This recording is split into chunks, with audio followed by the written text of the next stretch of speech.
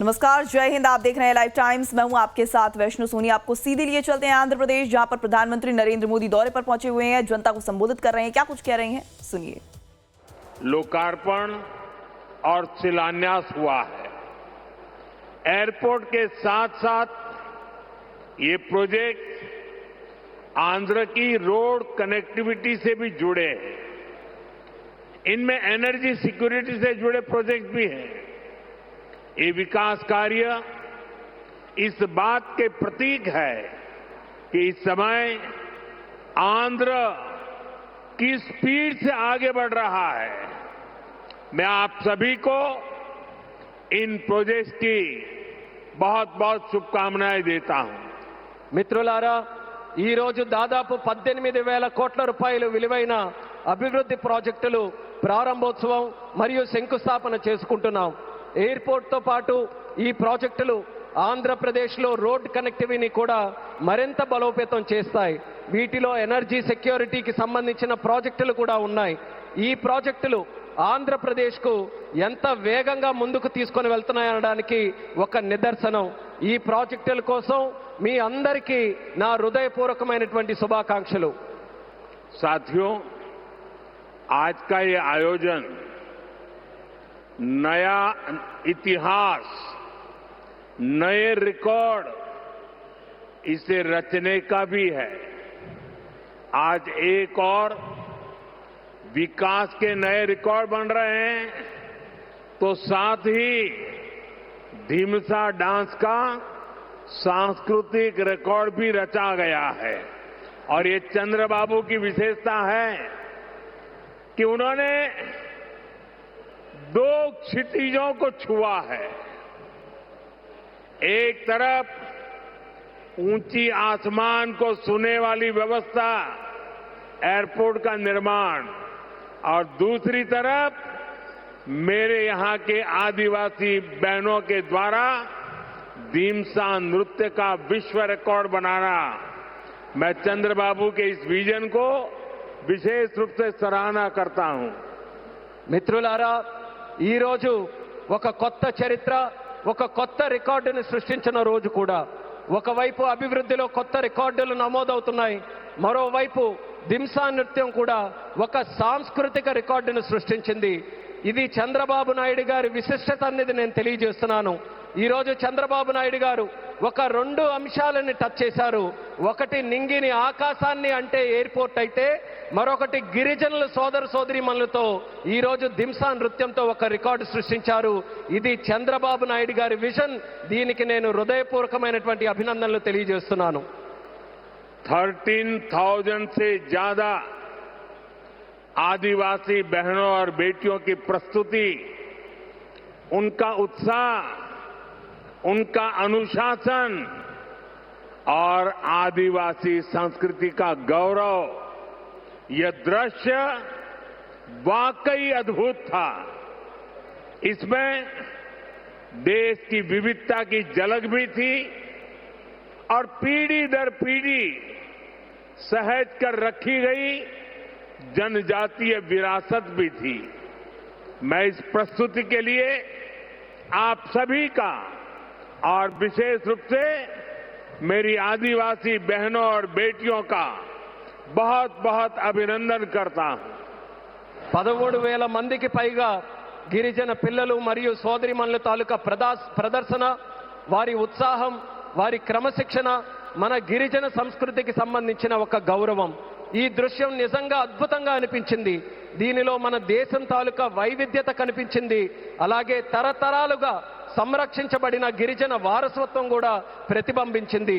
ఈ అద్భుతమైన ప్రదర్శనకు మన గిరిజన పిల్లలకు, సోదరిమణులకు, అలాగే ఇక్కడ ఉన్న అందరికీ కూడా నా హృదయపూర్వక అభినందనలు తెలియజేస్తున్నాను. साथियों, ये धरती अल्लूरी सीताराम राजू की धरती है। अल्लूरी सीताराम राजू जी ने जिस धरती पर आदिवासी हितों के लिए अपना जीवन समर्पित किया, आज उसी धरती पर आंध्र प्रदेश के एक नए एयरपोर्ट की शुरुआत हो रही है। ये एयरपोर्ट आंध्र और उत्तर आंध्र की ग्रोथ का रनवे है। ये आंध्र के युवाओं के बेहतर भविष्य का लॉन्च पैड है। मैं आंध्र प्रदेश के लोगों को, देश के लोगों को बहुत बहुत बधाई देता हूं। మిత్రులారా, ఈ నేల అల్లూరి సీతారామరాజు గారి నేల. అల్లూరి సీతారామరాజు గారు ఈ గిరిజన హక్కుల కోసం తన జీవితాన్ని అంకితం చేశారో ఆ పవిత్రమైన భూమిపైనే ఈరోజు ఆంధ్రప్రదేశ్కు ఒక కొత్త ఎయిర్పోర్ట్ ప్రారంభమవుతుంది. ఈ ఎయిర్పోర్ట్ ఆంధ్రప్రదేశ్, ముఖ్యంగా ఉత్తరాంధ్ర అభివృద్ధికి ఒక కొత్త రన్వేగా పనిచేస్తుంది. ఇది ఆంధ్ర యువత యొక్క ఉజ్వల భవిష్యత్తుకు ఒక కొత్త లాంచ్ ప్యాడ్ లా పనిచేస్తుంది. ఈ సందర్భంగా ఆంధ్రప్రదేశ్ ప్రజలకు మరియు దేశ ప్రజలకు నా హృదయపూర్వక అభినందనలు. साथियों, पहले जब एयरपोर्ट बनते थे तो एयरपोर्ट के नाम एक ही परिवार के नाम पर चढ़ जाते थे। हमने इस परंपरा को बदला। हमने अयोध्या में एयरपोर्ट का नाम वाल्मीकि के नाम से जोड़ा। हमने पंजाब में संत रविदास जी के नाम से एयरपोर्ट का नाम जोड़ा। और साथियों, केंद्र की एनडीए सरकार ने निर्णय किया है कि इस नए एयरपोर्ट का नाम श्री अल्लूरी सीताराम राजू के नाम पर होगा। आंध्र प्रदेश का जो भी नागरिक इस एयरपोर्ट से यात्रा करेगा, देश और दुनिया का जो भी नागरिक इस एयरपोर्ट से यात्रा करेगा, उसे अल्लूरी सीताराम राजू जी के नाम से जन सेवा और राष्ट्र सेवा की प्रेरणा मिलेगी। మిత్రులారా, ఒక గతాన్ని మళ్ళీ గుర్తు చేసుకుందాం. ఒక సందర్భంలో భారతదేశంలో ఏ ఎయిర్పోర్ట్ నిర్మించినా ఒక్క కుటుంబం తాలూకా పేర్లే దానికి పెట్టేవారు. ఆ చరిత్రని మళ్ళీ ఎన్డీఏ ప్రభుత్వం తిరగరాసింది. అయోధ్యలో ఎయిర్పోర్ట్ ప్రారంభిస్తే దానికి వాల్మీకి గారి పేరు పెట్టాం. అలాగే పంజాబ్లో సంత్ రవిదాస్ గారి పేరుతోని ఎయిర్పోర్ట్ ని ప్రారంభించాం. అలాగే ఈ కేంద్ర ప్రభుత్వంలో ఎన్డీఏ కూటమి ఒక ముఖ్యమైన నిర్ణయం తీసుకుంది. ఈ కొత్త ఎయిర్పోర్ట్ కి అల్లూరి సీతారామరాజు గారి పేరు పెట్టాలనే నిర్ణయం తీసుకుంది.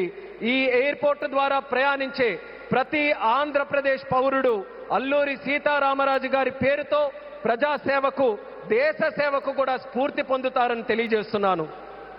साथियों, बीते 12 इयर्स में देश के एविएशन सेक्टर ने असाधारण प्रगति की है। 2014 तक देश में केवल 74 एयरपोर्ट ऑपरेशनल थे। आज ये संख्या 166 है। एक समय था जब हवाई उड़ानें सिर्फ बड़े शहरों तक सीमित थी। एनडीए सरकार में आज छोटे शहर के साधारण लोग भी फ्लाइट से आ जा रहे हैं। మిత్రులారా, గత 12 సంవత్సరాల్లో దేశంలో విమానయాన రంగం ఒక అసాధారణమైన పురోగతిని సాధించింది. 2014 వరకు దేశంలో కేవలం 74 ఎయిర్పోర్ట్లు ఆపరేషనల్ గా ఉంటే ఈ రోజు ఆ సంఖ్య పెరిగి 166 ఎయిర్పోర్ట్లకి చేరుకుంది. ఒకప్పుడు విమానాశ్రయాలు, విమాన ప్రయాణాలు పెద్ద నగరాలకే పరిమితమయ్యేవి. ఈ రోజు ఎన్డీఏ ప్రభుత్వంలో చిన్న పట్టణాల నుంచి సాధారణ ప్రజలు కూడా విమానాల్లో ప్రయాణిస్తున్నారని తెలియజేస్తున్నాను. 12 इयर्स में सिर्फ एयरपोर्ट की संख्या ही नहीं बढ़ी है। हमारी उड़ान योजना के कारण आज गरीब परिवार के लोगों को भी जहाज में बैठने का अवसर मिल रहा है। इस योजना ने गरीब से गरीब को अपना सपना पूरा करने में मदद की है। कुछ दिन पहले ही सरकार ने उड़ान योजना के दूसरे फेज की शुरुआत की है। इस पर भी 29,000 करोड़ रुपीज खर्च किए जाएंगे। మిత్రులారా, ఈ 12 సంవత్సరాల్లో కేవలం ఎయిర్పోర్ట్ తాలూకా సంఖ్య మాత్రమే పెరగలేదు. మన ఉడాన్ పథకం వల్ల పేద కుటుంబాలకు చెందిన ప్రజలు కూడా మొదటిసారి విమానంలో ప్రయాణించే అవకాశం వాళ్ళందరూ పొందారు. ఈ పథకం అత్యంత పేదవారికి తమ కలలు నిజం చేసుకునే అవకాశం కూడా కల్పించింది. కొద్ది రోజుల క్రితమే కేంద్ర ప్రభుత్వం ఉడాన్ పథకం తాలూకా ఫేజ్ 2ని కూడా ప్రారంభించింది. దీని ద్వారా దేశంలో 29,000 కోట్ల రూపాయలు ఖర్చు చేయబోతుందని తెలియజేస్తున్నాను. साथियों, एविएशन सेक्टर में देश ने एक और बड़ा माइलस्टोन हासिल किया है. कुछ ही दिन पहले काशी में जी स्पोक एयरपोर्ट मॉडल का शुभारंभ हुआ. आज वही मॉडल पंजाब के अमृतसर तक पहुंच गया है. इससे अमृतसर से 25 से ज्यादा इंटरनेशनल डेस्टिनेशन जुड़ जाएंगे. मैं इस उपलब्धि के लिए आंध्र की इस धरती से पंजाब के लोगों को भी बधाई देता हूं. साथियों, हमारे आंध्र प्रदेश के पास हमेशा से विकसित भारत का ग्रोथ इंजन बनने का सामर्थ्य रहा है. आंध्र प्रदेश के विकास के लिए हमारे प्रयास डबल इंजन की स्पीड से आगे बढ़े. इसके लिए मैंने आंध्र के लोगों से डबल इंजन सरकार का आशीर्वाद मांगा था और आज चंद्रबाबू नायडू जी के नेतृत्व में, पवन कल्याण जी के नेतृत्व में एनडीए की पूरी टीम आंध्र प्रदेश के लिए डबल स्पीड से काम कर रही है. మిత్రులారా, విమానయాన రంగంలో దేశంలో మరో పెద్ద మైలురాయిని మనం సాధించాం. కొద్ది రోజుల క్రితమే కాశీలో ప్రారంభమైన స్పోక్ ఎయిర్పోర్ట్ మోడల్ ఈ రోజు పంజాబ్లోని అమృత్సర్ వరకు కూడా విస్తరించింది. దీంతో అమృత్సర్లో 25కి పైగా అంతర్జాతీయ గమ్యాలకు నేరుగా కనెక్ట్ అవ్వడానికి అవకాశం కలిగింది. ఈ విజయానికి ఆంధ్రప్రదేశ్ నేల నుంచే పంజాబ్ ప్రజలకు కూడా నా హృదయపూర్వక అభినందనలు తెలియజేస్తున్నాను. అలాగే మిత్రులారా, వికసిత్ భారత్ నిర్మాణంలో ఆంధ్రప్రదేశ్ ఎప్పుడూ కూడా ఒక గ్రోత్ ఇంజిన్ గా నిలిచే సామర్థ్యం కలిగి ఉంది. ఆంధ్రప్రదేశ్ అభివృద్ధి కోసం డబుల్ ఇంజిన్ వేగంతో మా ప్రయత్నం ముందుకు సాగాలని నేను ఆంధ్ర రాష్ట్ర ప్రజలకు డబుల్ ఇంజిన్ ప్రభుత్వం కోసం ఆశీర్వాదాన్ని నేను కోరాను. ఈ రోజు చంద్రబాబు నాయుడు గారి నాయకత్వంలో, పవన్ కళ్యాణ్ గారి నాయకత్వంలో ఎన్డీఏ టీం మొత్తం ఆంధ్రప్రదేశ్ అభివృద్ధి కోసం డబుల్ వేగంతో పనిచేస్తుందని గర్వంగా తెలియజేస్తున్నాను. साथियों, आज देश ब्लू इकोनॉमी को लगातार मजबूत कर रहा है. हमारा विजन है कि पूरा क्षेत्र कोस्टल इकोनॉमिक कॉरिडोर के रूप में विकसित हो. इसी लक्ष्य के साथ विशाखापट्टनम से कृष्णापट्टनम तक हमारे पुराने पोर्ट्स को आधुनिक रूप दिया जा रहा है. इसके अलावा मुलापेटा और रामायापट्टनम में हम नए पोर्ट भी बना रहे हैं.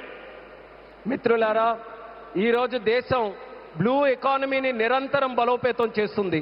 మా విజన్ ఈ మొత్తం ప్రాంతాన్ని ఒక కోస్టల్ ఎకనామిక్ కారిడార్ గా అభివృద్ధి చేయడం. ఈ లక్ష్యంతో విశాఖపట్నం నుంచి కృష్ణపట్నం వరకు మన పాత పోర్ట్స్ అన్నిటినీ కూడా ఆధునీకరిస్తున్నాం. అదే సమయంలో మూలపేట మరియు రామయ్యపట్నంలో కొత్త పోర్ట్స్ ని కూడా మనం నిర్మించబోతున్నాం. साथियों, पोर्ट डेवलपमेंट के साथ साथ पूरे आंध्र में हाईवे और एक्सप्रेसवे का नेटवर्क तैयार हो रहा है. विशाखापट्टनम रायपुर एक्सप्रेसवे जैसे प्रोजेक्ट इस पूरे क्षेत्र को रफ्तार दे रहे हैं. మిత్రులారా, పోర్టుల అభివృద్ధితో పాటు ఆంధ్రప్రదేశ్ మొత్తం హైవేస్, ఎక్స్ప్రెస్వేస్ నెట్వర్క్ ని విస్తృతంగా పెంచుకుంటూ పోతుంది. విశాఖపట్నం రాయ్పూర్ ఎక్స్ప్రెస్ వే వంటి ప్రాజెక్టులు ఈ ప్రాంతానికి సరికొత్త వేగాన్ని అందిస్తున్నాయి. साथियों, ये पूरा रीजन देश के बड़े औद्योगिक केंद्रों से आसानी से जुड़े. इसके लिए आज आंध्र प्रदेश में करीब 1 लाख करोड़ रुपीस की रेलवे परियोजनाओं पर काम चल रहा है. राज्य के पूरे रेल नेटवर्क का इलेक्ट्रिफिकेशन हो चुका है. यहां 70 से ज्यादा रेलवे स्टेशनों को भी आधुनिक बनाया जा रहा है. మిత్రులారా, ఈ ప్రాంతం మొత్తం దేశంలోని ప్రధాన పారిశ్రామిక కేంద్రాలతో మరింత సులభంగా అనుసంధానం అవ్వడానికి ఈ రోజు ఆంధ్రప్రదేశ్లో దాదాపు 1,00,000 కోట్ల రూపాయలు విలువైన రైల్వే ప్రాజెక్ట్స్ తాలూకా పనులు కూడా జరుగుతున్నాయి. రాష్ట్రంలో రైల్వే నెట్వర్క్ అంతా ఇప్పటికి పూర్తిగా ఎలక్ట్రిఫికేషన్ అయ్యింది. అదేవిధంగా 70కి పైగా రైల్వే స్టేషన్లు కూడా ఆధునీకరిస్తున్నాం. इसी दिशा में एक बहुत बड़ा कदम है. మన ప్రతిభావంతులైన యువత సామర్థ్యం ఆంధ్రప్రదేశ్కే కాకుండా దేశానికి మరింత ఉపయోగపడాలి. అందుకే ఇప్పుడు మా దృష్టి సెమీ కండక్టర్ వంటి ఫ్యూచరిస్టిక్ టెక్ ఇండస్ట్రీస్ పై ఉంది. విశాఖపట్నంలో కొత్త సెమీ కండక్టర్ ప్లాంట్ తాలూకా శంకుస్థాపన ఆ దిశగా ఒక గొప్ప అడుగుగా నేను భావిస్తున్నాను. चंद्रबाबू के नेतृत्व में हमारा आंध्र अब सॉफ्टवेयर के साथ साथ मैन्युफैक्चरिंग का भी हब बनेगा. इससे आंध्र में फ्यूचरिस्टिक जॉब्स तैयार होगी. टेक इंडस्ट्रीज के लिए नया वातावरण तैयार होगा. చంద్రబాబు నాయుడు గారి నేతృత్వంలో ఇకపై మన ఆంధ్రప్రదేశ్ సాఫ్ట్వేర్ హబ్ మాత్రమే కాదు, మ్యానుఫ్యాక్చరింగ్ హబ్ గా కూడా ఎదగబోతుంది. దీంతో ఆంధ్రప్రదేశ్లో ఫ్యూచరిస్టిక్ జాబ్స్ సృష్టించబడతాయి. టెక్ ఇండస్ట్రీస్ కు అనుకూలమైన ఒక కొత్త ఈకో సిస్టమ్ కూడా ఇక్కడ ఏర్పడుతుంది. साथियों, वर्ल्ड इकोनॉमी में कहीं भी किसी भी ग्रोथ सेंटर का निर्माण सिर्फ एक फैक्ट्री से नहीं हो सकता. उसके लिए एक पूरे इकोसिस्टम की जरूरत होती है. आज आंध्र प्रदेश में हम ग्रोथ का वही इकोसिस्टम तैयार कर रहे हैं. चंद्रबाबू नायडू जी व्यक्तिगत स्तर पर दिन रात मेहनत करते हैं. इसी का परिणाम है आज दुनिया की कई बड़ी बड़ी कंपनियां यहां निवेश करने के लिए आना चाहती हैं. మిత్రులారా, ప్రపంచ ఆర్థిక వ్యవస్థలో ఏ గ్రోత్ సెంటర్ అయినా ఒక్క ఫ్యాక్టరీతో నిర్మించబడదు. దానికోసం ఒక పూర్తి ఈకో సిస్టమ్ ని మనం ఏర్పాటు చేయాలి. ఈ రోజు ఆంధ్రప్రదేశ్లో మనం అలాంటి గ్రోత్ ఈకో సిస్టమ్ ని నిర్మించబోతున్నాం. మన ముఖ్యమంత్రి చంద్రబాబు నాయుడు గారు వ్యక్తిగతంగా రాత్రి పగలు రాష్ట్రం కోసం కష్టపడుతున్నారు. దాని ఫలితంగానే ఈరోజు ప్రపంచంలో ఉన్నటువంటి ప్రముఖ కంపెనీలు ఇక్కడ పెట్టుబడులు పెట్టడానికి ఎంతో ఆసక్తి చూపిస్తున్నాయి. साथियों, यहां सेमीकंडक्टर के साथ साथ एआई इंफ्रा और डेटा सेंटर पर भी काम हो रहा है. गूगल ने भी यहां $15 बिलियन के एआई और क्लाउड इंफ्रास्ट्रक्चर कैंपस की घोषणा की है. और भी कई ग्लोबल कंपनी यहां नई संभावनाएं देख रही हैं. इसका बहुत बड़ा फायदा आंध्र प्रदेश के साथ साथ देश के यूथ को हो रहा है. మిత్రులారా, ఇక్కడ సెమీ కండక్టర్ తో పాటు ఏఐ ఇన్ఫ్రాస్ట్రక్చర్, డేటా సెంటర్స్ రంగాల్లో కూడా వేగంగా పనులు జరుగుతున్నాయి.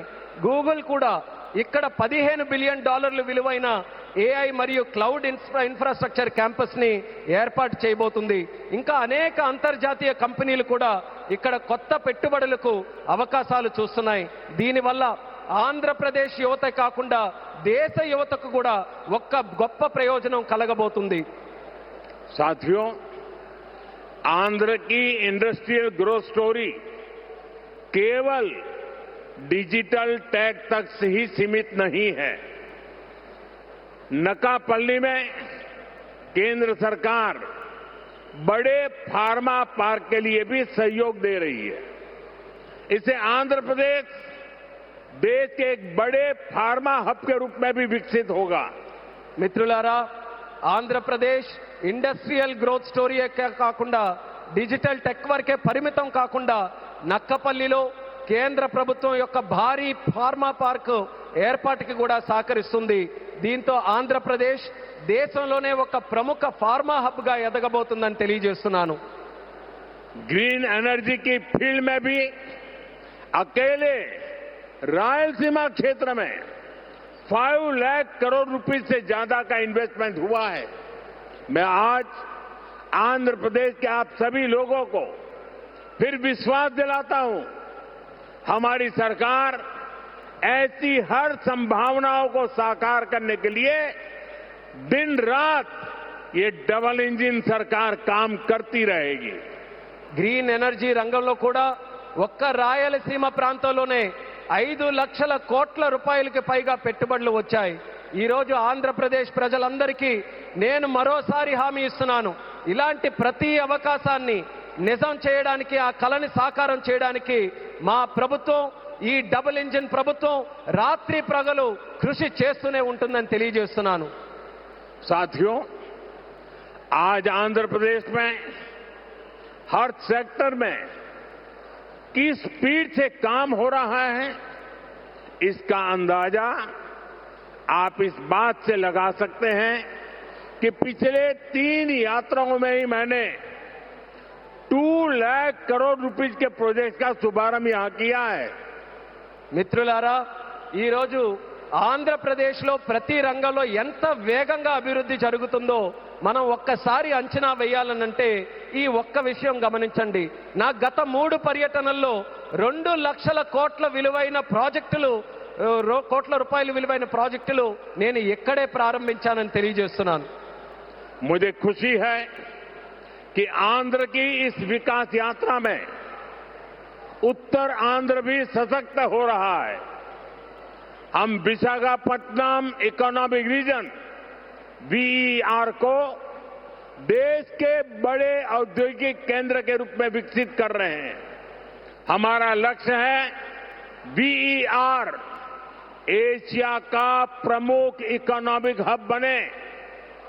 ये एयरपोर्ट से लेकर सेमीकंडक्टर यूनिट तक इसी मिशन का हिस्सा है. ఈ అభివృద్ధి ప్రయాణంలో ఉత్తరాంధ్ర కూడా మరింత బలోపేతం అవుతున్నందుకు నాకెంతో ఆనందంగా ఉంది. మనం విశాఖపట్నం ఎకనామిక్ రీజన్ను దేశంలో ప్రధాన పారిశ్రామిక కేంద్రంగా అభివృద్ధి మనం చేస్తున్నాం.